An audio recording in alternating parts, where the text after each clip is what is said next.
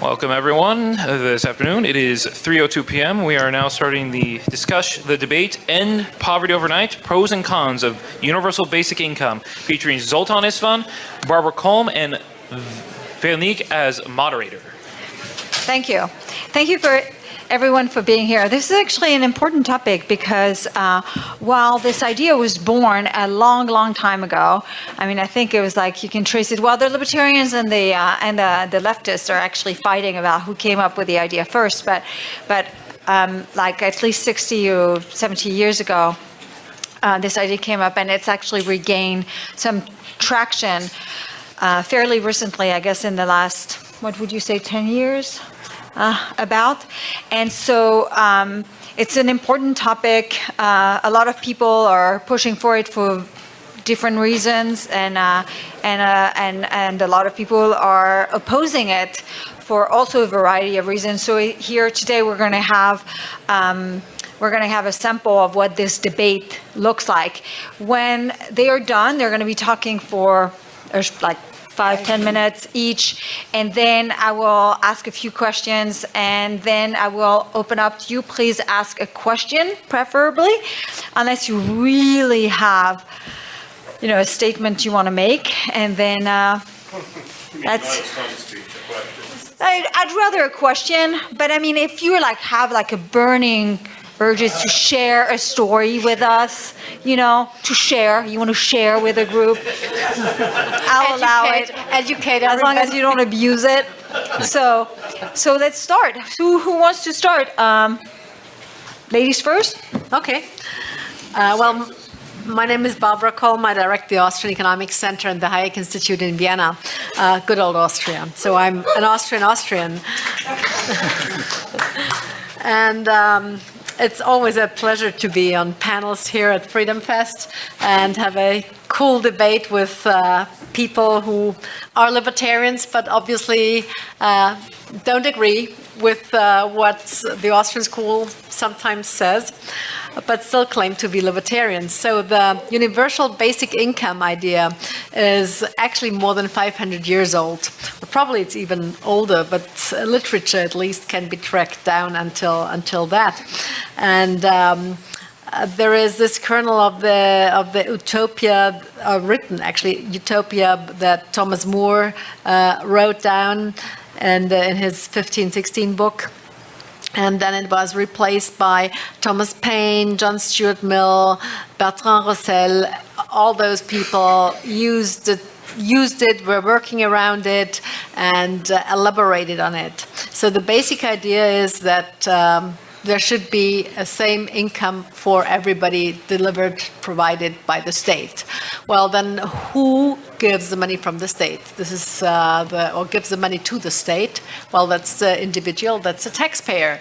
At least in societies where money is not printed ad infinitum.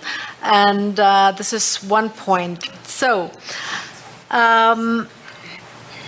there is a lot of experiments going on in Western in the countries, the Western world, and so far this track is more than failure. And I'll give you some ideas of those trials that have been run. One is the Minicom trial in Canada, where payments up to 19,500 Canadian dollars per year were given to a set of 2,128 people. The trial in the 1970s found numerous benefits, including teenagers staying in school for an extra year. But in the end, the question was who's going to finance it. There's another experiment in Ontario, Canada, where payments up to 16,989 per year to individuals were being delivered. It was about 4,000 people. There is the Stockton, California experiment with payments of US dollars 500 per month to a small group of people, 100 people only. But the idea is that this city is kind of a mirror of the fabric of the US society. And then there is this Finland experiment which is payments of euro 560 per month, which is probably $650, $600 by now. This was terminated after 2 years. It was tested out with 2,000 individuals. And then there is this Kenyan experiment, which is payments of 2,250 Kenyan shillings per month. And this is the largest and longest such trial in history. And the payments equal to 1/4 or sometimes to half of the average income. And this was tested out with 21,000 individuals.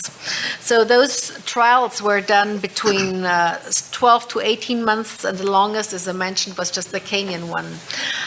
We have just had, or not just had, but in Switzerland in 2016, there was another referendum on universal income, basic universal income, and the amount. And this is, of course, interesting, and due to the high living costs and living standards in Switzerland, it was $2,550 per month per individual. So it's comparatively high, and for kids, for each child, it would have been a third of it. This referendum was turned down drastically, and I just give you some numbers of the referendum. While 19% of the individuals in Switzerland, of the voters, thought it was important, 81% said, no, this is none of our business. And it was turned down with 60% in average in Switzerland. And people thought it was the Marxist dream of redistribution, and the reason why they turned it down was because there is no incentive to work.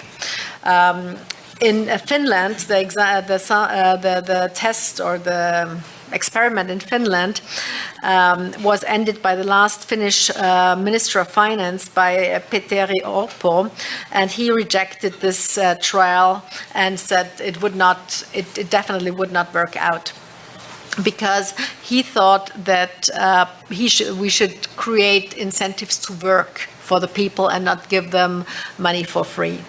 I'll just quickly go, and even the OECD, our favorite friend, Vero and I are having constantly debates and debate is a polite way. Yes, exactly. This is why I said friends. With this wonderful group that is also financed by taxpayers. Even OECD criticized the UBI trial in Finland and said this would end in nowhere. So I'm going to give you now 8 reasons why I think this is not a good idea. First of all, it's budget suicide. National budgets, at least in Europe, are not balanced. To put it mildly, we have skyrocketing debts, and if we provide UBI, this is just an additional trigger. Work ethics, next point. I think we undermine work ethics by allowing people to sit back, lean back, and doing the dolce fa niente, as the Italians say, but not being productive for society. What I, as a libertarian and as a freedom-loving individual, think most is the dependence on somebody else, namely on government. And I think this is the worst point. Then, of course, it's taxes and work. There is no balance. We are losing that. Finally, we might end up with more artists, which is on the one hand very nice if we are creative, but on the other hand, we do have plenty of people who produce things that are useless, totally useless. And there is no market, and we all believe in markets, or at least many of us do. And if there is no demand for things, why should they be produced, and why should they be then paid for, or the person paid Then, of course, it's the seen and the unseen. So the unseen consequences and unintended consequences. And two most important points, pro-growth. This undermines growth and productivity. And the last is, and this is the biggest danger that I see, besides being dependent, the power of the state or to the state.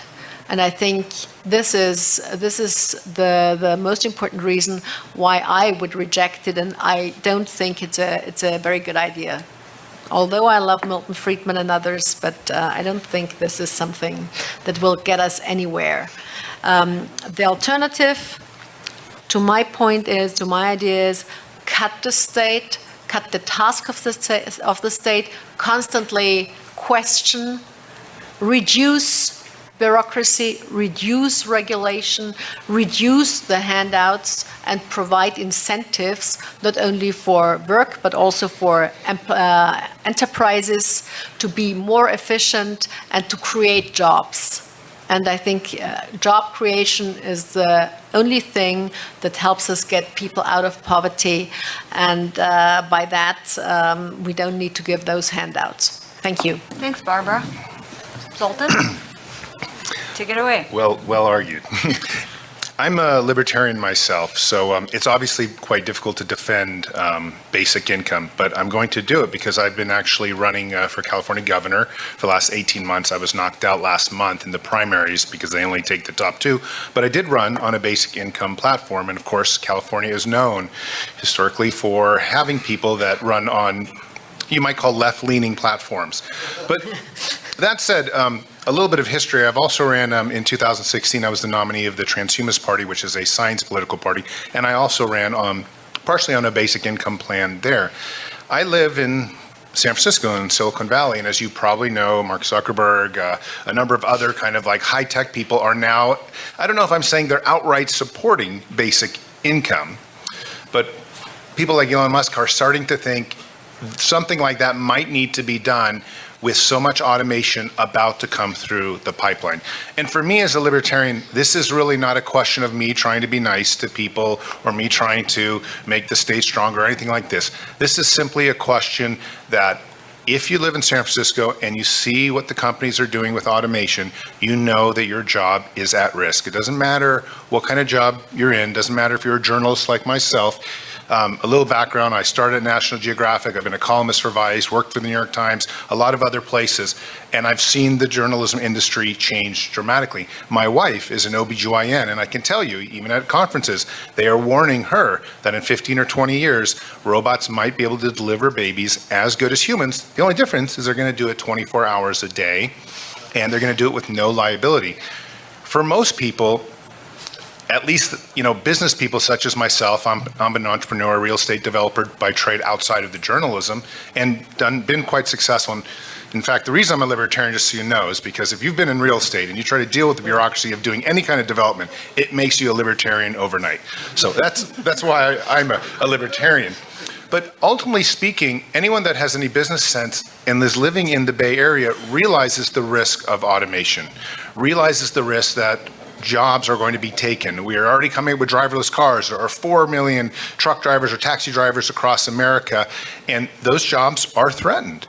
And loss of 4 million jobs in America is enough probably to put us into a pretty severe recession. It's not something that's going to necessarily happen overnight, but it's also, it's something that we must recognize. In fact, I often say that Trump talked a lot about immigrants taking jobs in 2016 as one of his main platforms, and I don't believe that's the case. I think the case is already that technology is dramatically affecting the world. Technology and automation are already coming for a lot of our jobs. A lot of the workforce, lawyers are less lawyers in America because there's more software available. These are basic forms of AI, but it's okay, maybe that's a good thing. Yes, I understand. But the point is that AI is coming for a lot of different things. I have friends that are radiologists, and frankly, their job of diagnosing cancer might be gone in already 5 to 7 years. There are computer programs out there that can start screening cancer just by looking at a screen. The AI can do it better than a person. And this is a reality for all of us and every single one of us in this room. That's the reason that most people in the Bay Area, most entrepreneurs like myself, support a basic income. We don't support it because we're trying to be humanitarians. I certainly don't support it because I'm trying to be a nice guy.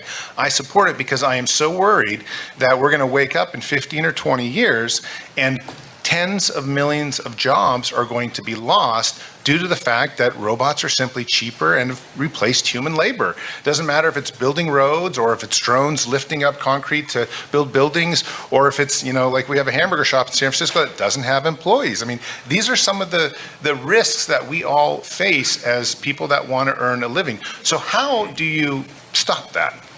Well, already about 49% of Americans, I don't know all the EU statistics, but 49% of Americans rely on some sort of government support. So when you talk about a basic income, it's not as large of a jump as I think a lot of people may think. I think one of the other things you have to understand about basic income is we want to keep society going upward, the trajectory sound, economies in place, everyone kind of keeping their wealth and moving forward. If we start losing tens of millions of jobs due to robots, and we cannot replace them. When I was on the campaign trail in 2016 with my bus, and I was talking to truck drivers, and I said, what would happen if you get some robot takes your job? These are gun-carrying tough guys. Then there's millions of them out there. If you try to take their job with a robot, they're not going to go down quietly. These are people that will cause civil strife. They might even revolt. There might even be a revolution. It's imperative that if their jobs are taken through the free market and through capitalism, something occurs that allows them to keep face, to keep their pride, and to continue onward. Now, we probably won't be able to retrain them because automation will happen so quickly, AI will develop so quickly that even in the 3 or 4 years that we replace, let's say, truck drivers, they wouldn't be able to be retrained for, let's say, some new construction job, because then robots would take those jobs in a few years. We're all facing a kind of I don't want to say a checkmate, but a point when probably 80 to 90% of jobs over 30 years could be replaced by automation. And how, as a society, do we do that without a revolution, without a civil war, and keeping in our wealth, roofs over our head, having children, those kinds of things. So that's the reason that I support a basic income, because I want to keep society going forward. Now, I support a libertarian version of a basic income, and mine is quite different than the normal basic income. The normal basic income says raise taxes on the rich or raise taxes in general and pay for it. It's not something I support. I support what we call a federal land dividend. And there are various versions of basic income, and maybe she'll explain a little bit more because I'm sure she sounds like she's an expert on knowing a lot of them. And that's a good thing because there are a lot of different versions. And there are a couple of different libertarian versions. But mine utilizes all the federal land, just in America, this is an American version, utilizes all the federal land that America has. Now, just in case you're unaware, half the western 11 states in the United States are empty federal land. And estimates vary, but most people pin that number at about $150 trillion of net worth of natural resources. The federal debt is about $21 trillion. So when you're talking about $150 trillion of natural resources, whether it's trees or oil or whatever it is, it's a lot of equity. My plan, the federal land dividend, and just so you know, all that federal land doesn't belong to the government. Okay, it does right now because they took it from you, and you didn't vote on that land ever being held hostage by the US government. That land belongs to every single American citizen. We all have a birthright. And frankly, if you were to divide $150 trillion of federal land by 325 million Americans, you would get $500,000. So everybody in this room and everybody out there in America should have a $500,000 net worth based on the amount of equity that is in those natural resources in the federal land. My federal land dividend, which is a libertarian version of a basic income, says let us start leasing out this federal land to anyone that wants to lease it, let them pay into the system, and that system would provide the start of a basic income and hopefully eventually a total basic income. If 85% of the federal land was leased out, we think we could give every single American citizen $1,700 a month. It might take 10 or 20 years to lease out all that land, but it would probably happen over that kind of time to keep prices stable and to keep people happy. Now understand, the great thing about the libertarian version of the basic income is it would swallow Social Security. It would end food stamp programs. It would end any type of socialized medical care. It would allow people to have enough money to buy private health insurance. one of the reasons a lot of libertarians, even if they aren't really necessarily left-leaning, support basic incomes is because it actually would shrink the government dramatically. And this is why I supported as a gubernatorial candidate in California, is because I was looking for ways to shrink the enormous government that we have already in California while restoring people's natural-born wealth to themselves. Basically in California, we have about 40 million acres of land, federally owned land. And in fact, we have if you've ever driven in California, we have about $3 to $5 trillion of coastal land that the California Coastal Commission will not allow anyone to develop because they're saving it for beauty and environmental reasons. But it's $5 trillion. And in California, we have about 13 million people, or about 30% of the people living right at the poverty line. We have more people in California living in poverty than any other state by a large margin. So to run for governor, to not do something is it would be asinine. You must do something. You must come up with a plan like that, especially in the face of widespread automation. And again, the question for libertarians of basic income comes back down to automation. Is that the solution to it? And I think it is. Thank you. So I actually think that AI is the least of San Francisco's problems, or California for that matter.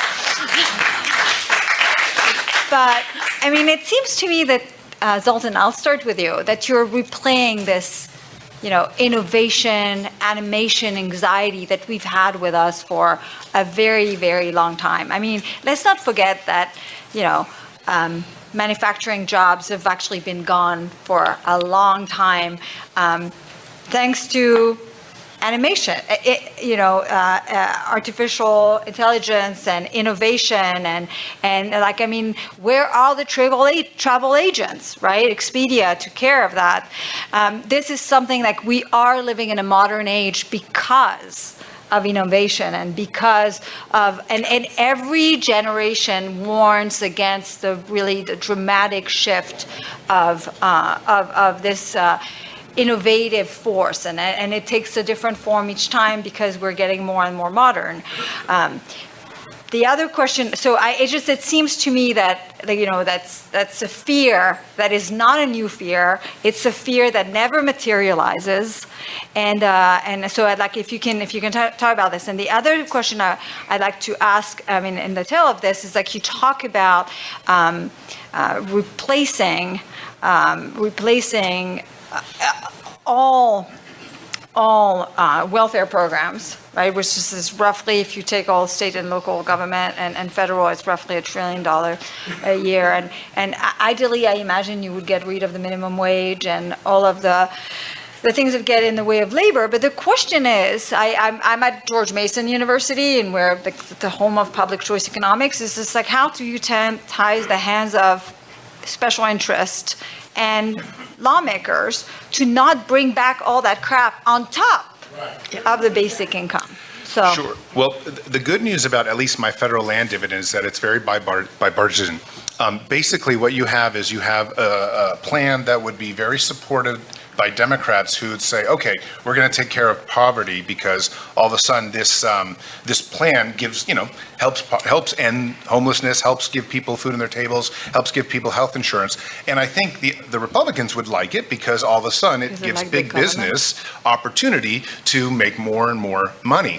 But I think so, there's this idea that both parties can enjoy it. And of course, with the federal land dividend, I think the libertarians would like it because it potentially shrinks all the How do you make sure they don't come back? Well, so just to be, in all honesty, you can't, and I wouldn't promise that on the campaign trail because that's just, us libertarians are fighting an uphill battle anyways. It's so hard to keep anyone from keeping their hands out of the cookie jar.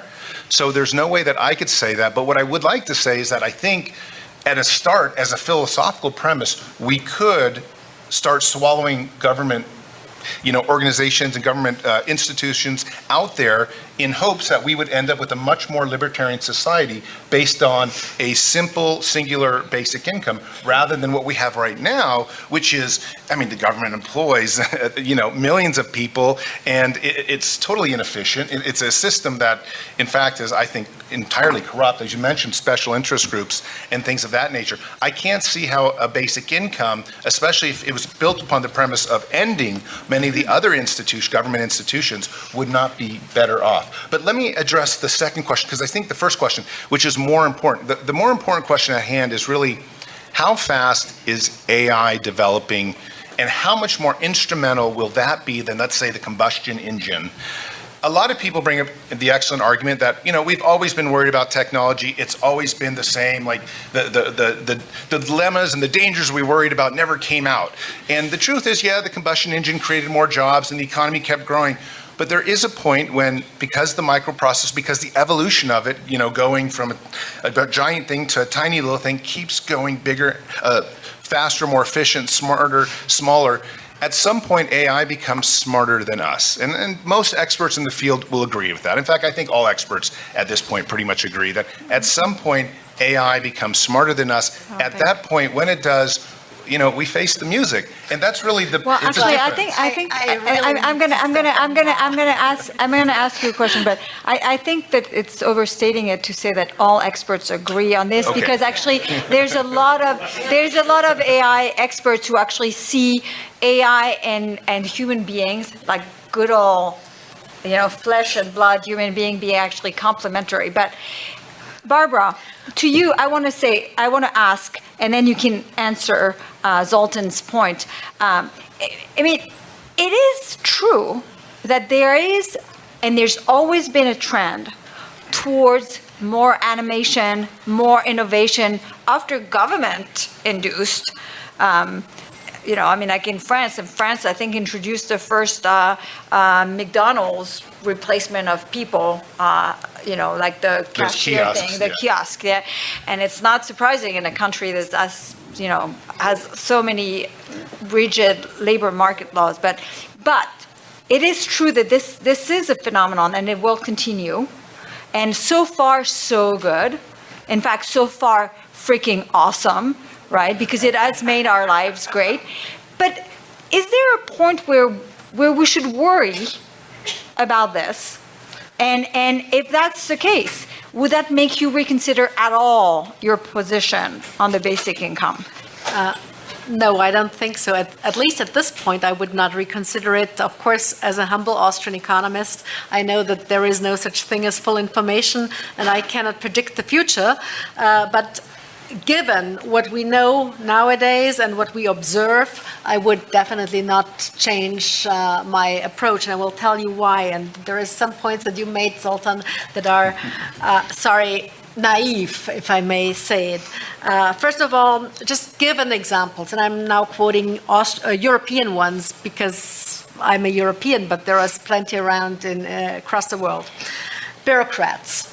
I don't think we will ever get rid of them, even with UBI. As a matter of fact, that we will create more, because there will be more to control if we hand it out to whom, and if the real amount is going to the people, etc., etc. Even if robots could do it, but I still think you cannot eliminate this certain kind of humanity. But just given the Austrian Empire, we had 30 million inhabitants back then at the turn of the last century, and then now we have in Austria 8.5 million. We have more bureaucrats running our country these days, despite modern technology, despite cars, despite phones, despite computers, etc., etc. So this is just one thing. A second example: Brexit. And Brussels. We are extending the budget of the European Union, of the Commission, now that we have one country less with many inhabitants. So we should, look at this. Once they have us in their grip, they will never go away. another issue I have is you mentioned poverty, and the definition of poverty as it's used by our well-meaning friends from the left, I would say, is with a Gini coefficient. So, California has a different level of poverty than, for example, New York, Miami, Austria. So what do we do, given we agreed to a UBI? Will it be the same everywhere? Because we have to be just. This is the next point. Where does this end? And then I have a big issue with human dignity and morality. I was thinking, you mentioned this example of the truck drivers, those million truck drivers. Those guys, some of them have to work and are probably not happy with their work, but many of them want to work and they love driving their trucks. I mean, they will find an alternative as a job, but will it give them their dignity and their ethics that we especially have or think that is valuable as human beings? And lastly, no, we can cover that. So I have one more question, and then I will turn it over to the two of you. It seems to me, I have two questions. So the first one is, an alternative to the basic income would be actually to use all that innovation. I mean, there is the possibility that all of this innovation is going to make our standard of living even higher. And not so much by giving us more income, but by reducing the hell out of the cost of everything, whether it's food, the cost of housing, the cost of energy. These are the big budget item, right? Transportation, housing, food in low-income earners. Is there a possibility in the world, in the future world that you envision, that this is actually the path we're going to take, as opposed to one where AI is only a source of destruction of jobs without any positive benefit on the other side? Well, I'm, another part of my platform in my California gubernatorial campaign was the abolishment of basically all taxes. Now, it probably wouldn't happen within a 4 or 8 year term, but there's who's going to pay them? No, there's a good argument to be made with the amount of robots that are going to be able to do jobs in the future, that all government employees can be replaced. And and the government owns enough natural resources. The government owns enough natural resources that robots can very easily, probably they'll be doing this in 15 or 20 years, build themselves. So at some point you get to a state when all government is probably run almost dramatically, maybe 98, 99% by machines, algorithms, machine intelligence. In fact, as crazy as this sounds, I speak on AI politicians all the time. The fact that we could run society with algorithms for the greatest good in a better fashion than politicians who are very kind of either selfish or lobbyists who, are going only for their own good or special interests. That's a positive side of Yes, no. Of AI. The positive side is that we can get. But what about? No, but seriously, there's so many positive things that can come out of AI and more robots, and robots are everywhere. I mean, in fact, if I could turn my children into robots, I may actually choose that option. But I'm sure they want to. Oh my God, it's like they would not hesitate. And so, but I mean, it is worth considering, right? So, what are the pros and cons of the system? And it seems to me that you talk a lot about the negative side. Now, let me ask the two of you, and then we will turn it to you because you have a way better question than me.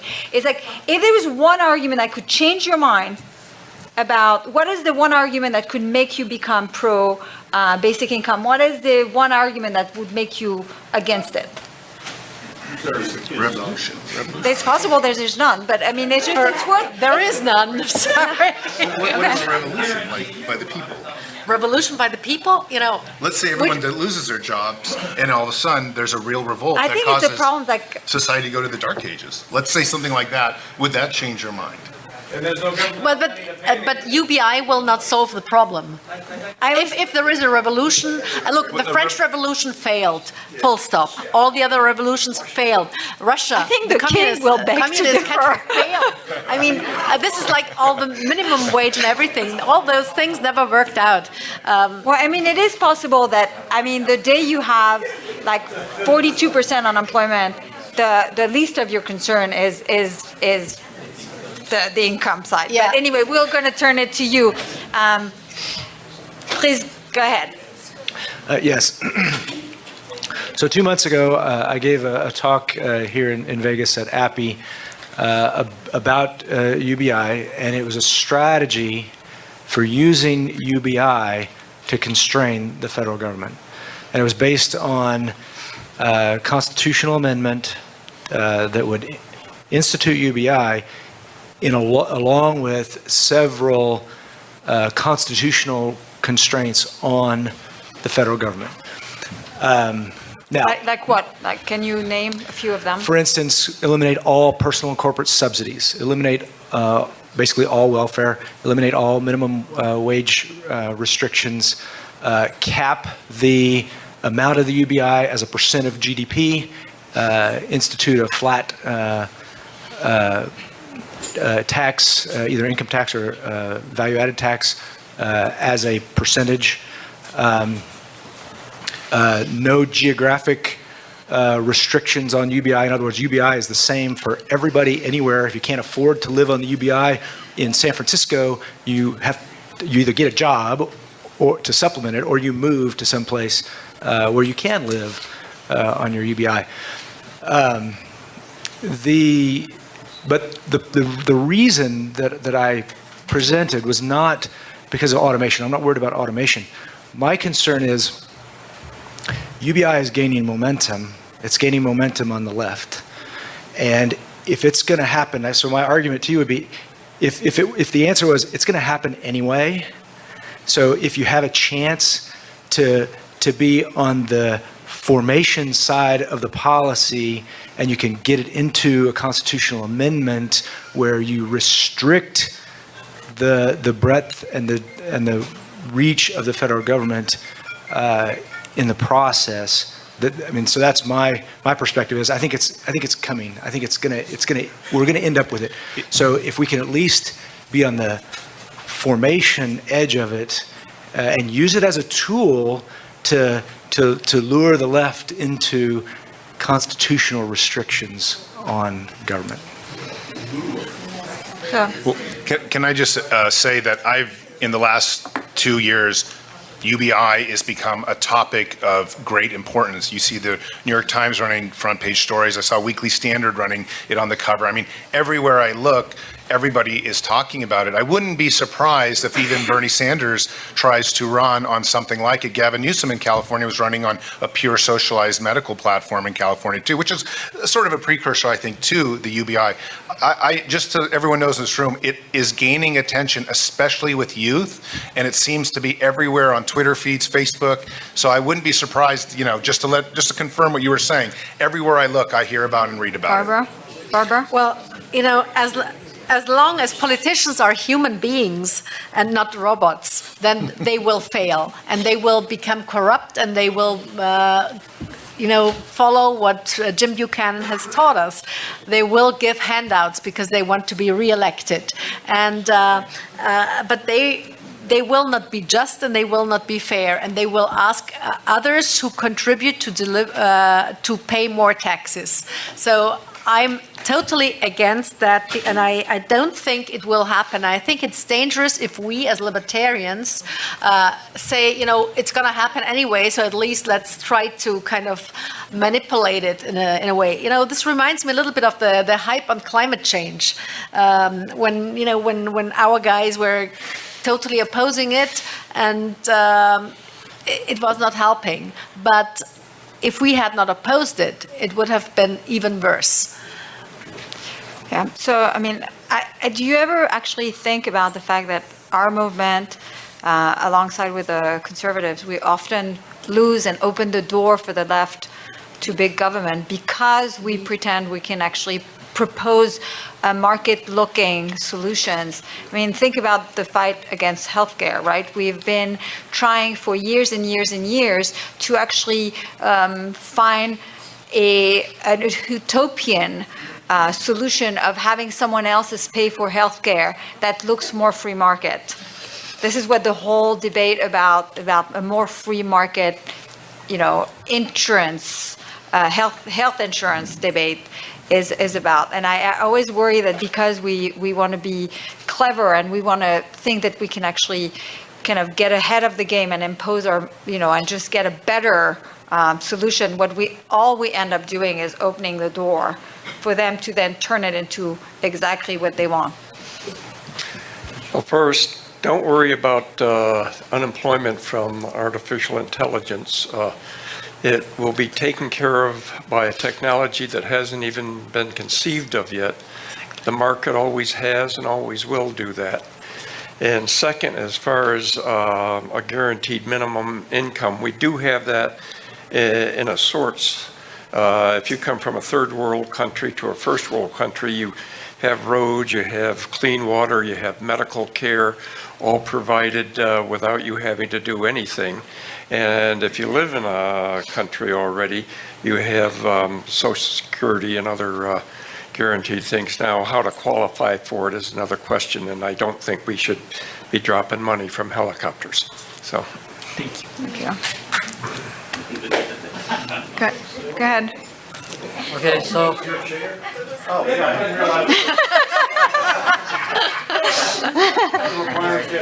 It was redistributed, right. but not by Maybe government. the robots are not the most dangerous people. Go ahead. So the speaker in the middle mentioned this argument that the universal basic income, if implemented, would prevent revolution in 20 years that would happen as a result of the robots replacing all the workers today. Even if it were true that universal basic income would stop this, would stop the robots from replacing all the workers in 20 years, how can you be sure that in 200 years, right?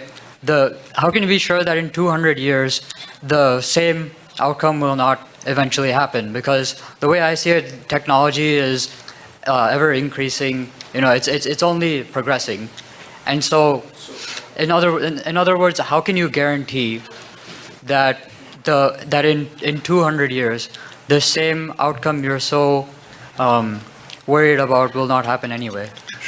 Well, this is a very good argument, and for people who know my work, that I believe in things like the singularity and transhumanism work, and just I wrote an article recently for Wired magazine about brain implants. Now we have two companies in California, one by Elon Musk, one by Brian Kernel, both kind of tech luminaries.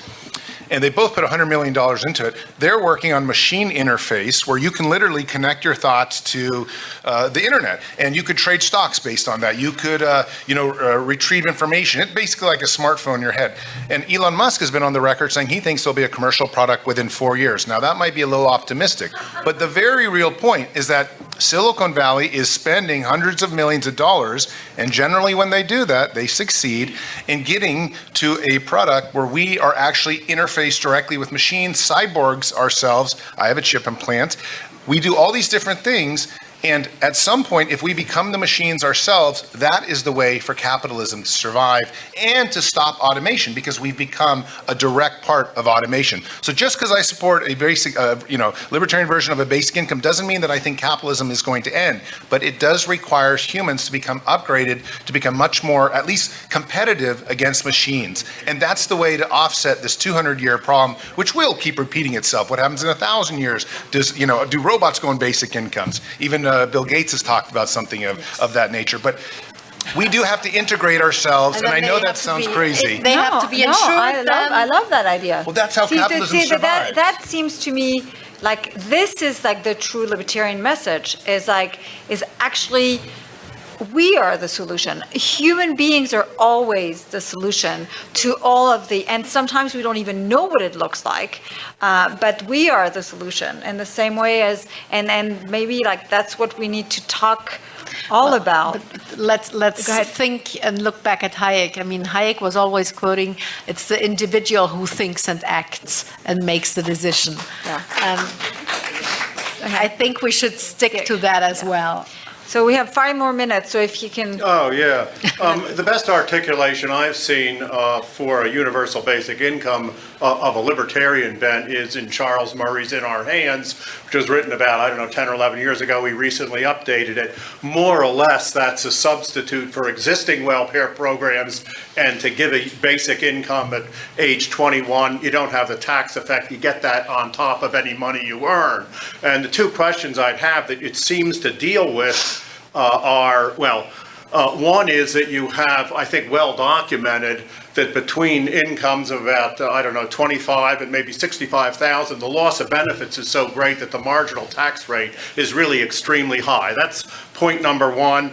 And point number 2 that I think Tyler Cohen has a book on, as well as others, that when the difference now with automation is there are some people that just aren't smart enough to have any job that they can do to keep up with the computers, and that's one thing that you didn't have in the past and the universal basic income addresses. So I'm just wondering if you have any comments on that, the current level of marginal taxation effective on big swath at the bottom, and also the fact that some people aren't going to be able to do anything in competition with Shall we collect the questions?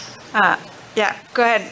Tell us your question, and then they will all answer the question at the end. Oh, okay, that's fine. Because I'm going to sort of add to what he said over here. Oh, by the way, robots creating robots. I've seen that movie. It didn't end well. Okay, so the question is, in this grand new future, okay, again, what are you going to do? What are you going to tell the knowledge workers? You're going to want the knowledge workers to still be working. You're going to say to the knowledge workers, okay, you guys are going to have to work. The rest of you don't have to work. Nobody's going to want to be a knowledge worker. I know there's some people say, oh, well, if you got the work ethic, you'll do it anyway. I'm sort of wondering whether that's true or not. Anyway, that's my concern. What are you going to do for the knowledge workers? Why are you going to have one segment that has the talents? How are you going to keep them working and tell the rest of the people you don't have to work? Yeah, this is why maybe the money part is the least of our concerns. They're a bigger problem if we have a system like this. 3 comments. It sounds like a combination of debates from the 19th century, the general glut theory that we're going to run out of things to do, and we'll get it to be a ridiculously rich, so we'll be poor. And then Georgism, the idea that we have great lands and then we could just use the rental value of that land to provide for community needs, and which would be huge, except it assumes that a change in our attitudes about environmental use and actually selling some of that stuff and homesteading, and it neglects, the use of the Mining Act of 1863, which opened up all that mining. So it's really not anything there. Yeah. And then third, the intergenerational change in mores that people notice in Scandinavia, changing productive social attitudes into passive social attitudes seems to me eventually to kill it. And it assumes a productivity change that's not there.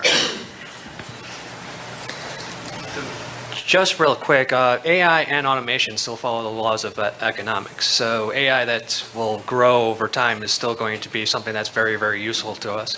Even like a low-skilled worker could benefit from AI by being able to adjust to that person's cognitive ability and actually supercharge it. So that's pretty much all I had to say. I have an actual question. And all the studies that you referenced at the beginning, what was the outcome in terms of, did people continue to work because the guaranteed income was too small to be a nice income? No, they didn't. And then my other question was, what's your chip for? Oh, my chip is just to either start cars, open front doors. The new ones allow you to pay with it, not at Starbucks yet, but soon. Okay. And I can do passwords. And if you're in this room and you have the right software, you would get a text message that says win in 2016, because I had it for my presidential campaign. It was my little show up in a room and, my little trick at a party. So it's just a very small kind of thing in my hand that I can wave and do all sorts of different things. But the new ones allow you to pay, which are very useful. Can you hypnotize? Not hypnotize, but you can start a car and your kids can't throw my keys away like they like to do. And So thank you for articulating these pros and cons. I really appreciate it. And the biggest thing that I think is left out here is a full consideration of human needs, not just the money. We have souls. We need relationship. We need to feel our worth to the world. We need to be in exchange with the world. We need to exchange our value, our talent with the world. This piece is so huge, and it's gotten mentioned today several times, but it's way, way bigger a piece of this than we have given today. So that's the biggest piece in my realm for this. Thank you. I was not going to say anything, but when she said that, I just had to get up because, and my question to you was, so, Mr. Speaker in the middle, this is, in my mind, typical male technology type person in the Valley. You guys think it's all about technology. It gets you so excited. And at the end of the day, you think you can fix everything with technology. And we've seen that, in the ed tech world, where they got hundreds of millions of dollars poured into this thing, and eventually it went bust, because at the end of the day, our kids need the interaction with human beings, high touch. Let's not forget that. That's why I believe in humans. Anyway, so my question was going to be about, I heard no one here talk about education and how education is actually should be helping people actually face what's going to be coming next. We don't know what's going to be coming. All we know is change is going to be coming. Are we training our young people to be adaptable? I'm not sure. So can we talk about that? And then the other thing is, yes, what makes us humans? I am certainly not interested in downloading my brain onto some stuff. Maybe I'll be the last one to want any of that. But anyway, so okay. I'm just starting to just be, maybe let's get out of our bubbles of, can we just, yeah, I don't know. I'm sorry, you're not my, no. I live in San Francisco and I've seen too many of you and it's just, I don't know.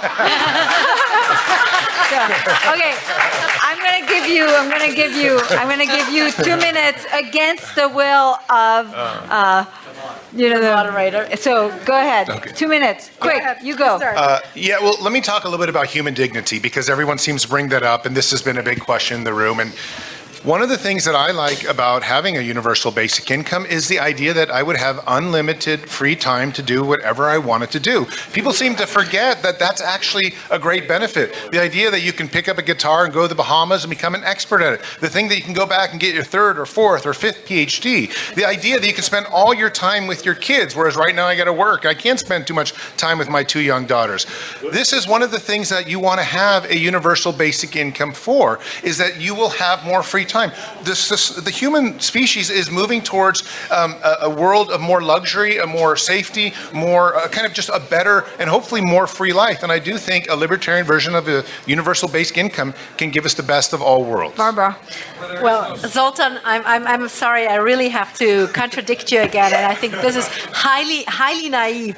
If you say unlimited free time to do whatever you want, then we end up with the same thing with the minimum wage and with all the welfare that we have seen in Europe, which creates only unhappy, unproductive people who blame others who are productive and claim they are unfair, unjust, and we have to take that away from them. Well, ladies and gentlemen, this concludes our session. Thank you so much. Listen, do you see how they're looking at me? They think I'm the worst.